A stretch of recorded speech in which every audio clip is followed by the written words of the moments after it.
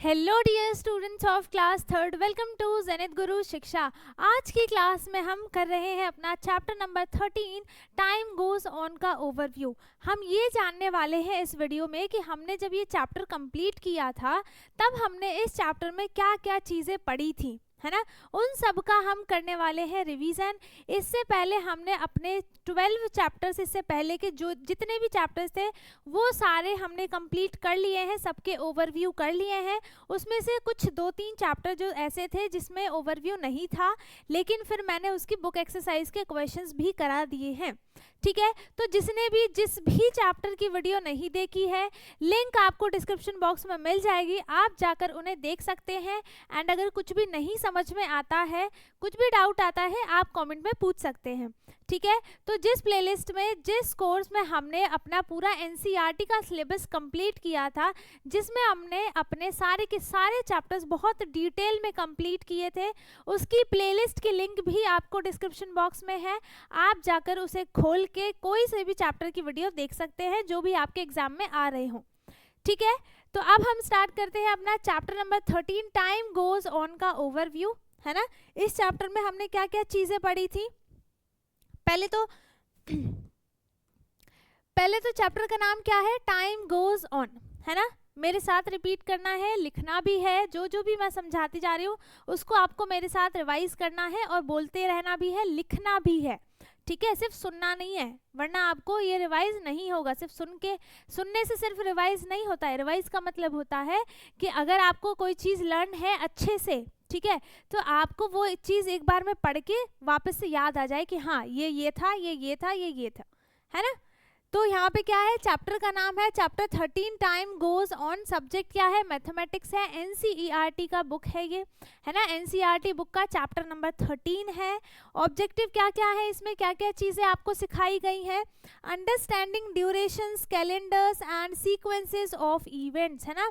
इसमें हमने टाइम के बारे में पढ़ा है, कैलेंडर के बारे में पढ़ा है, टाइम में कौन कौन से हैंड्स होते हैं, उन सारी चीज़ों के बारे में हमने पढ़ा है, ठीक है। तो हमारा जो सबसे पहला टॉपिक है इंट्रोडक्शन टू टाइम, है ना। क्या है सबसे पहला topic, introduction to time. Time क्या होता है, कॉन्सेप्ट क्या है, everything takes a different amount of time to happen, ठीक है। हर काम को करने के लिए टाइम लगता है ना। और सारे काम को करने के लिए अलग अलग टाइम लगता है। जैसे अगर आप खाना खा रहे हो, है ना, तो उसमें अलग टाइम लगेगा। आप अपनी पढ़ाई कर रहे हो, होमवर्क कर रहे हो, उसमें अलग टाइम लगेगा। आपका जो प्ले टाइम होगा उसका ड्यूरेशन अलग होगा, ठीक है, कि आप 2 आवर्स खेल रहे हो या 1 आवर खेल रहे हो, या फिर आपका जो डिनर टाइम होगा वो अलग होगा। टाइम जब आप टीवी देखते हो, है ना, तो कोई बच्चे क्या होते हैं, बहुत देर तक टीवी देखते हैं, और कोई बच्चे बस थोड़ी देर के लिए टीवी देखते हैं, उसके बाद अपना होमवर्क करते हैं, है ना। तो सबको सारे काम करने के लिए अलग अलग टाइम ड्यूरेशन लगता है ना। ऐसा नहीं है कि मुझे अपना, जैसे मेरे को कोई काम करना है तो उसमें मुझे हाफ एन आवर लगे, तो वही सेम काम अगर आप कर रहे हो तो आपको भी हाफ एन आवर लगे, ऐसा कोई ज़रूरी नहीं है। वो डिपेंड करता है आपकी स्पीड के ऊपर कि आप कितनी जल्दी जल्दी वो सारे काम को कर रहे हो, ठीक है। बहुत जल्दी जल्दी किया तो मेरे से भी पहले कंप्लीट हो जाएगा, और लेट किया तो मेरे से भी ज़्यादा टाइम आपको लग जाएगा, है ना। तो हर काम को करने के लिए अलग अलग टाइम लगता है, ठीक है। अलग अलग काम है, अलग अलग टाइम होगा। जैसे एग्जाम्पल में क्या है, सेकेंड्स है, मिनट्स है और आवर्स है। कौन से 3 हैंड्स होते हैं एक क्लॉक में, कौन से 3 हैंड्स होते हैं, एक होता है सेकेंड हैंड, एक होता है मिनट हैंड एंड एक होता है आवर हैंड। सेकेंड हैंड क्या होती है, जो पूरे घड़ी में जो चलती रहती है कंटिन्यूसली, वो होती है सेकेंड हैंड, है ना। मिनट हैंड कौन सी होती है, मिनट हैंड कौन सी होगी, जो स्लो मोशन में चलती है, बट वो सबसे बड़ी हैंड होती है ना। वो सबसे बड़ी हैंड होती है, वो मिनट वाली होती है। जो सबसे छोटी हैंड होती है और वो थोड़ी सी मोटी भी होती है, वो आवर हैंड होती है, ठीक है। जैसे सेकंड्स के लिए, सेकंड्स में क्या क्या काम होते हैं, आपको कितने काम है ऐसे हैं जिनको करने में सिर्फ और सिर्फ सेकंड्स लगते हैं, ना ही मिनट लगता है, ना ही आवर्स लगते हैं। जैसे आपने आईज ब्लिंक की ऐसे, है ना, अपनी पलकें झपकाई, तो आपको पलकें झपकाने के लिए पूरा 1 मिनट थोड़ी लगा, है ना, या फिर पूरा 1 आवर थोड़ी लगा, आपने तो सेकंड्स के अंदर 60 सेकंड्स होते हैं ना 1 मिनट में, तो आपने सेकंड्स के अंदर क्या किया, अपने आईज को ब्लिंक किया, है ना, आंखें बंद करी, ठीक है। और क्लैपिंग हैंड्स, अगर आप अपने हाथ पे क्लैपिंग कर रहे हो, कितना टाइम लगा मुझे, कितना टाइम लगा, कोई घंटे तो नहीं लग गए, मिनट्स तो नहीं लगे, 5 मिनट लगा ऐसे धीरे धीरे स्लो मोशन में ऐसे ऐसे कर रही हूँ, ऐसे तो नहीं, मैंने सेकंड्स में क्या कर दिया, अपने हाथ को क्लैप कर दिया।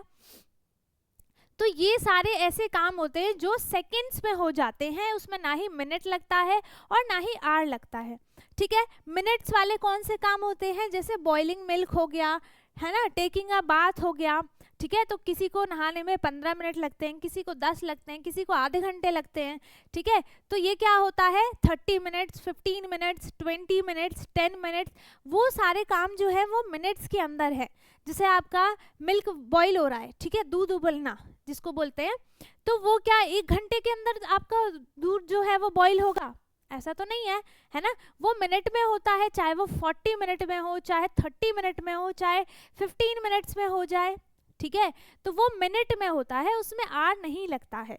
तो आर क्या हो जाएगा, आर में जैसे आप क्या कर रहे हो, स्टिचिंग अ शर्ट, ठीक है, आप अपने शर्ट को सिल रहे हो या फिर उसमें बटन्स लगा रहे हो, या वो कहीं से ज़्यादा फट गई है उसको बैठ गए आप सिलने, ठीक है, ब्लैंकेट को सिल रहे हो, मतलब ये सारी चीज़ों में क्या होता है कि आपको घंटे लगते हैं, आवर्स लगते हैं, ठीक है। स्कूल डे, पूरा का पूरा स्कूल का दिन, आप ऐसा तो नहीं है कि सिर्फ स्कूल जा रहे हो 10 मिनट के लिए जा रहे हो, है ना, या फिर 20 सेकंड्स के लिए जा रहे हो, आप तो घंटों के लिए जाते हो ना, 5 से 6 घंटे, 7 आवर्स, है ना, ऐसे जाते हैं। तो ये जो काम है ये आवर्स वाले काम है जो आवर्स में कंप्लीट होते हैं, ठीक है, ना ही मिनट में और ना ही सेकंड्स में, है ना। तो सारे काम जो होते हैं वो मिनट वाला अलग होगा, सेकंड्स वाला अलग होगा और आर वाला अलग होगा, है ना, तीनों के काम अलग अलग होते हैं, ठीक है।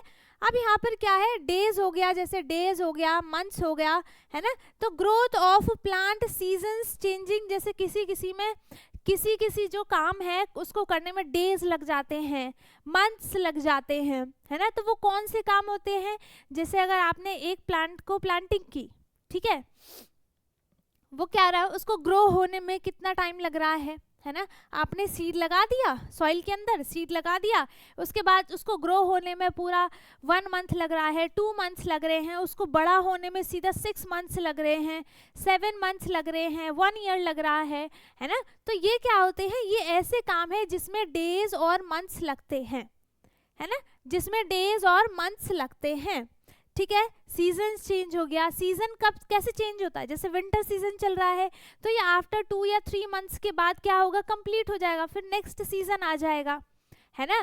तो ये क्या हो गया, 2 से 3 मंथ्स का सीजन हो गया, इसमें मंथ्स वाला टाइम लग गया। तो ऐसे ऐसे काम जो सेकेंड्स में हो, मिनट्स में हो, आवर्स में हो, डेज में हो और मंथ्स में हो, वो सारे काम जो होते हैं वो सब अलग अलग होते हैं, ठीक है, फिक्स नहीं होता है कोई। अब इसके बाद हमारा जो नेक्स्ट टॉपिक है दैट इज क्या है, ये सीक्वेंस ऑफ इवेंट्स, ठीक है, जो आपको बुक में बताया गया था, सीक्वेंस ऑफ इवेंट्स, है ना। क्या क्या सीक्वेंस है इवेंट्स के, स्टोरी ऑफ उल्टापुर, है ना, उल्टापुर है ना, उल्टापुर, स्टोरी ऑफ उल्टापुर टाइम। देखो उल्टापुर एक विलेज का नाम था, है ना। आपको उसमें क्या स्टोरी बताई गई थी, उल्टापुर में क्या होता था, डेज को नाइट बना देते थे, उसमें नाइट को डे बना देते, सारा काम उल्टा होता था उनका, ठीक है। जहाँ पे हम लोग रात में सोते हैं वहाँ पे उल्टापुर में क्या होता था, सब लोग काम करते थे, है ना। उसका जो राजा था उल्टापुर का, उसने क्या आइडिया लिया था कि जो सब करते हैं वो हम नहीं करेंगे, हम उससे कुछ अलग करेंगे, ठीक है। तो वहाँ पे उन्होंने क्या देखा कि ये काम तो रेगुलर है कि सब रात में सोते हैं और दिन में काम करते हैं, तो हम अपने गांव में क्या करते हैं, इसको उल्टा कर देते हैं। क्या उल्टा कर देते हैं कि डेज में हम क्या करेंगे, सोएंगे, एंड नाइट में क्या करेंगे, हम जाग के अपना काम करेंगे। यही हुआ था उल्टापुर में, है ना। पर ये क्या है, बिल्कुल गलत है, ठीक है। यहाँ पे क्या है, अब स्टोरी जैसे था identifying wrong time words in a story, ठीक है, the sun rises in the evening, ये क्या था, इवनिंग में सनराइज होता ही नहीं है। उल्टापुर में उसने सारे सिस्टम अपने अलग अलग कर दिए थे, दैट मीन्स क्या हो गया, इसका मतलब ये थोड़ी ना है कि सनराइज इवनिंग में होने लगेगा, ऐसा तो कुछ नहीं होता। इवनिंग में तो सनसेट होता है, ठीक है। तो वो तो उल्टापुर, चाहे कोई राजा हो, चाहे कोई भी हो, वो चेंज नहीं कर सकता, ठीक है, वो तो नेचुरल है ना। तो ये वाला जो है the sun rises in the evening, ये जो वर्ड है ये बिल्कुल गलत है। इवनिंग में नहीं होता है। कब होता है सनराइज? मॉर्निंग में होता है ना। सनराइज कब होता है? मॉर्निंग में होता है, ठीक है। अब ऑर्डरिंग क्या है? Arranging daily activities from morning to night, ठीक है। आपका अपना शेड्यूल देखो, ठीक है, कि आप सुबह से लेकर रात तक क्या क्या चीजें करते हो, चाहे वो आपका स्टडी हो गया हो, टीवी वॉचिंग हो गई हो, डिनर हो गया हो, ब्रेकफास्ट हो गया, लंच हो गया, गेम हो गया, ठीक है, या फिर आप कहीं घूमने जा रहे, कोई भी एक्टिविटी अगर आप कर रहे हो तो उस सब का एक ऑर्डर बनाओ, है ना। कि आपने सुबह से उठते से क्या किया, स्टार्ट किया, सुबह एकदम उठे, 6 बजे उठे, फिर क्या किया, थोड़ा बहुत योगा किया, एक्सरसाइजेस की, फिर क्या किया आपने, फिर आपने ब्रश किया, फ्रेश हुए, बाथ लिया, फिर ब्रेकफास्ट किया। मतलब ऐसे ऐसे एक ऑर्डर में जो आप सुबह से लेकर शाम तक करते हो, उसे एक ऑर्डर में क्या करना है, आपको अरेंज करना है ना। यही क्या हो जाएगा, ऑर्डरिंग हो जाएगा, है ना। अब एक्टिविटी क्या क्या है, how old are you, comparing ages of family members, ठीक है। यहाँ पे एजेस क्या हो गए, जैसे मैं अगर आपकी जो एज है, मान लो कि वो 10 है, चलो 12 मान लेते हैं, ठीक है, 12 हो गया, ठीक है। आपका एक बड़ा भाई है, उसकी एज क्या है, 15 है। आपकी मम्मी की एज क्या है, 30 है, ठीक है। आपकी मम्मी की एज क्या है, 30 है। आपके पापा की एज क्या है, 35 मान लो, ठीक है। आपके ग्रैंडफादर की एज कितनी है, 40 नहीं 60 मान लेते हैं, ठीक है। तो ये क्या हो गया, ये जो नंबर्स है ये एज है ना, ये सबके एज है, यहाँ पर एजेस हैं सबके। तो इसको क्या कर दिया, एक ऑर्डर में अरेंज कर दिया। 12 वाला सबसे छोटा, मतलब आप सबसे छोटे, फिर उससे बड़ा कौन है, आपसे बड़ा कौन है, आपका बड़ा भाई, फिर मम्मी, फिर पापा। इस ऑर्डर में क्या कर दिया हमने, इसके एजेस को ऑर्डर कर दिया, है ना, अरेंज कर दिया, ठीक है। अब इसके बाद है अंडरस्टैंडिंग द कैलेंडर्स। कैलेंडर्स में क्या क्या चीजें हमको सीखनी है, मंथ्स क्या होता है, डेज क्या होते हैं, learning the 12 months and 7 days of the week, ठीक है। मंथ्स कौन कौन से होते हैं, मंथ्स के नेम लिख लेते हैं, नेम ऑफ मंथ्स, और इधर लिख लेते हैं हम नेम ऑफ डेज, ठीक है। मंथ्स के नेम क्या क्या हो जाएंगे यहाँ पर, जनवरी,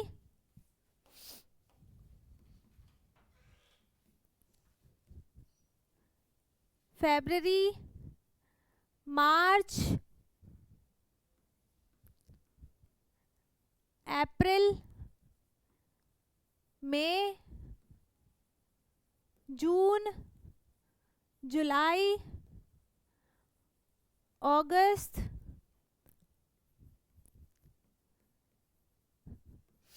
सितंबर, अक्टूबर, नवंबर एंड दिसंबर, ठीक है। तो मैंने यहाँ पे क्या कर दिया, सारे जो मंथ्स के नेम है उनको भी एक ऑर्डर में लिख दिया, है ना। जो मंथ्स पहले आते हैं वो उनको पहले लिख दिया, फिर उसके बाद मतलब मैंने क्या किया, यहाँ पर मंथ्स के नेम भी एक ऑर्डर में लिख दिया, जैसे लिखा जाता है, ठीक है। अब नेम ऑफ डेज क्या हो जाएगा, मंडे से स्टार्ट करते हैं, Monday, Tuesday, Wednesday, Thursday, Friday,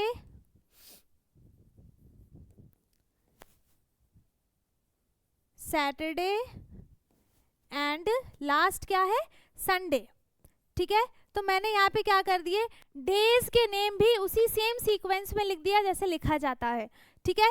तो यहाँ पर मंथ्स एंड डेज में हमने क्या क्या सीखा, 12 मंथ्स होते हैं, है ना, 12 मंथ्स होते हैं, 12 मंथ्स होते हैं एंड 7 डेज होते हैं। कौन कौन से होते हैं, नेम भी लिख दिया मैंने यहाँ पर, 7 डेज होते हैं, 12 मंथ्स होते हैं, ठीक है, एक वीक में 7 डेज होते हैं और 1 मंथ में 30 या फिर 31 डेज होते हैं और टोटल मंथ्स कितने होते हैं 12।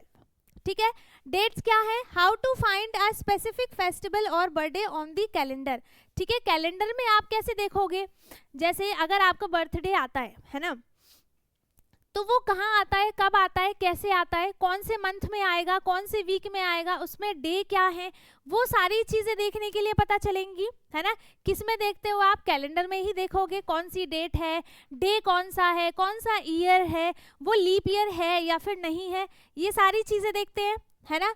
अब लीप ईयर में क्या होता है, देखो नॉर्मल जो ईयर होता है उसमें 365 डेज होते हैं, 365 डेज होते हैं, जिसमें फैब मंथ में सिर्फ और सिर्फ 28 डेज होते हैं, है ना, 28 डेज होते हैं। लेकिन जब लीप ईयर आता है, हर 4 ईयर के बाद, हर 4 साल के बाद लीप ईयर आता है ना। जो हमारा ये 2024 गया था, ये भी क्या था, लीप ईयर था, है ना। उसमें क्या हुआ था, 366 डेज हुए थे। हर लीप ईयर में 366 डेज होते हैं, जिसमें एक दिन कौन सा बढ़ता है, कौन से मंथ का, फैब मंथ का एक दिन यहाँ पर बढ़ जाता है, 28 डेज की जगह 29 डेज हो जाते हैं, है ना, 29 डेज हो जाते हैं। आगे समझ में, ये चीज याद रखनी है। सब लिख दिया। अब mention of February has 29 days, ये भी बता दिया, है ना। अब इसके बाद नेक्स्ट क्या है, फन विथ डेट्स। जैसे वहाँ पे ना आपको बुक में एक सर्टिफिकेट मिला था, बर्थ सर्टिफिकेट, ठीक है, जिसमें क्या हुआ था, आपको डेट मेंशन थी कि आप कौन से डे पे आपका जन्म हुआ था, है ना, और प्लेस भी लिखा था, ठीक है, डेट भी था, डे भी था, प्लेस भी था, सिग्नेचर भी था, है ना। बाकी उसमें आपके नाम वगैरह, एड्रेस वगैरह सारी चीज थी। उनको हम कैसे फाइंड करते हैं, जैसे आपको एक पूरा बर्थ सर्टिफिकेट मिला है, ठीक है, तो वहां से आप क्या क्या चीजें देखोगे कि आपका डेट कौन सा है, वहीं से पता चलेगा ना कि आपका डेट ऑफ बर्थ क्या है, वहां से आप डेट देखोगे, ठीक है, एड्रेस देखोगे, वहीं से आपको सारी चीजें पता चलती हैं, है ना। अब हमने क्या देखा था, बर्थ सर्टिफिकेट को रीड किया था, अच्छे से समझा था, ठीक है। Reading a certificate to find date of birth in figures and words. Words में भी, अरे डेट ही तो लिखना है, डेट लिखा है तो हम उसको वर्ड्स में भी लिख सकते हैं, है ना। अब मैजिक स्क्वायर में क्या था, finding patterns in 3x3 blocks of dates on a calendar, the sum of diagonal rows. अच्छा, एक बॉक्स था, ठीक है, वहाँ पे एक बॉक्स था, जैसे एक रो का सम आना चाहिए, यहाँ पे क्या लिखा था, एक बॉक्स बना था 3x3 का। 3x3 का बॉक्स मतलब क्या है कि एक बॉक्स बना हुआ है जिसमें 3 रोज हैं एंड 3 कॉलम्स हैं, ठीक है, 3 रोज हैं एंड 3 कॉलम्स हैं, इसको हम बोलते हैं कॉलम और इनको बोलते हैं हम रोज, है ना। 3 रोज हैं, 3 कॉलम्स हैं। अब इसमें क्या दिया था कि 1 से लेकर 9 तक को आपके नंबर दिए हुए हैं आपको, ठीक है, 1 से लेकर 9 तक सारे नंबर्स दिए हैं, उनको इस सीक्वेंस में अरेंज करो कि जो रो के सम है, ठीक है, वो 3 के इक्वल आ जाए या फिर 7 के इक्वल आ जाए, है ना। मतलब जो भी रो का सम आना चाहिए वो कॉलम के इक्वल होना चाहिए, जो कॉलम का सम आना चाहिए वो रो के इक्वल होना चाहिए, ये दिया था, ठीक है। तो हमें नंबर्स को ऐसे अरेंज करना था कि सारे रो का सम और सारे कॉलम्स का सम दोनों इक्वल आना चाहिए था, ये चीज हमने समझी थी, है ना। और इसके बाद था, अच्छा, कंक्लूजन एंड समरी क्या है इस पूरे चैप्टर की, हमने क्या क्या सीखा, टाइम सीखा, ठीक है, टाइम सीखा, टाइम में हमने क्लॉक से सीखा था, क्लॉक था, क्लॉक में हमने 3 हैंड्स के बारे में पढ़ा। कौन कौन से हैंड्स, 3 हैंड्स कौन कौन से होते हैं, आवर हैंड,